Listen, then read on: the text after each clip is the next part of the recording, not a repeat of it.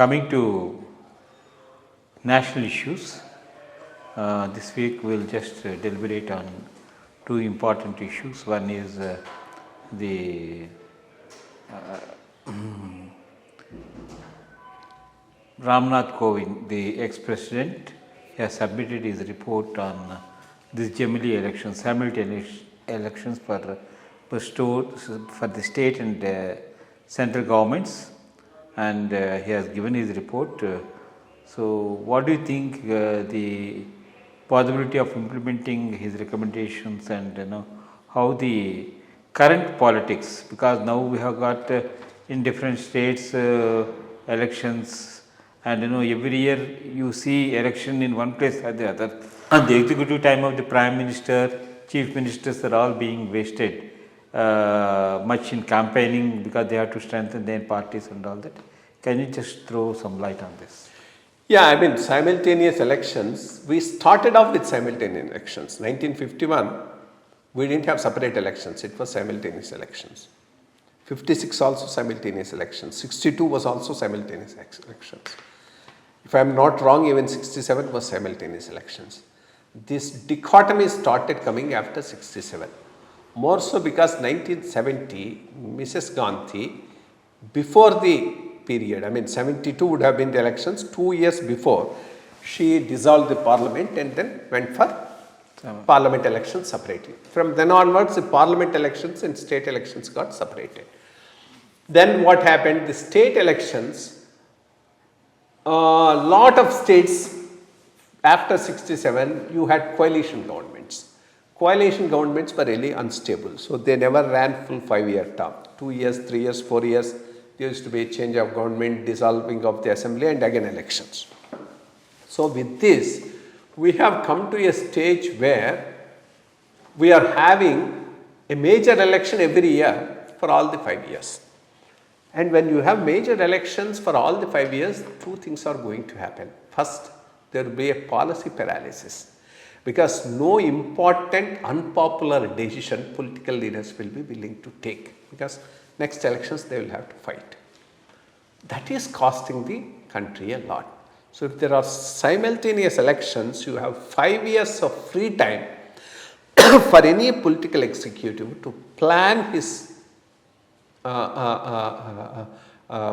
whatever are his reforms or actions that he want to do, and wait for the results to come so that people will realize it and vote for it. Otherwise, no major decisions will be taken. That's one reason why a simultaneous election is any day better than what is now happening. Second is the executive time of the chief executive, either the prime minister or the chief minister. That's very, very important. I mean, his time, every minute is precious. In that situation, if every year, 3 months, 4 months he has to spend canvassing for candidates, going around, doing it, not doing the administration, that will have a tremendous impact on the running of the government. That will also be avoided. For these two reasons, I suggest and I strongly recommend we should go for the simultaneous elections. Third is, of course, the cost. Cost is not a major issue, but still it's an issue. But more importantly, these are the two issues. They were planning to have this in 2024, but maybe there are some constitutional amendments that need to be taken to facilitate this. Definitely, I think once they come back to power now, they will concentrate on this. 2029 will have simultaneous, which is good for the country also. Thank you. Then the second issue, which is more hot, is the arrest of Mr. Kejriwal, the app founder. So, do you think that what we have seen is that people who are aspirants at the regional wise, once they leave their territory and wants to go across the nation, we have seen those cases in respect of KCR, Kejriwal and all those people, they have to expand and they have to do, and in the process while scouting for funds they have gone into illegitimate money and all that. So Kejriwal arrest also is in the same direction, and what do you think about his arrest and the consequences?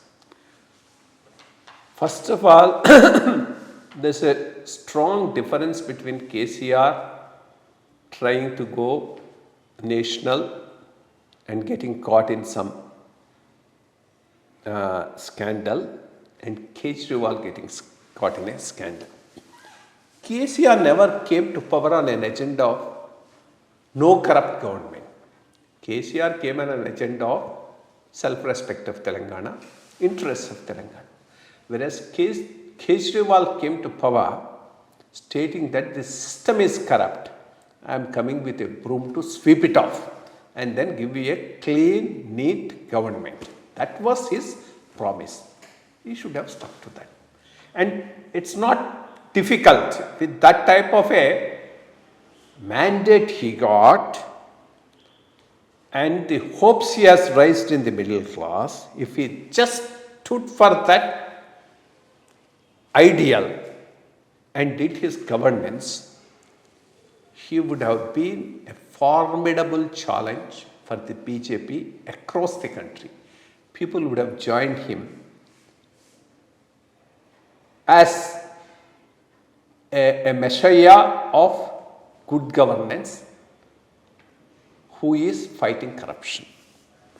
And having come to power on the plank of no corruption, if you become the most corrupt, people will never excuse you. That's what happened to Kejriwal. I mean, you want to spread good, spread to other states, but spread to other states the way you have spread in Delhi. Delhi, when you fought, you didn't fight with money. You fought it on a principle and won twice. So you could have done the same thing in Punjab, you could have done the same thing in Goa and expanded into other states as well. I mean, in fact, they polled a reasonably good votes in Andhra also. One of our colleagues, Chaya Ratan, contested on behalf of AP here in 2014, I think.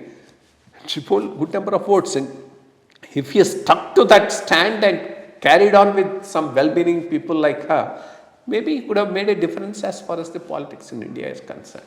Unfortunate thing is he didn't do it. And now I think he's got his pants down. Looks to be a serious case and he'll have to face the music for that. Thanks.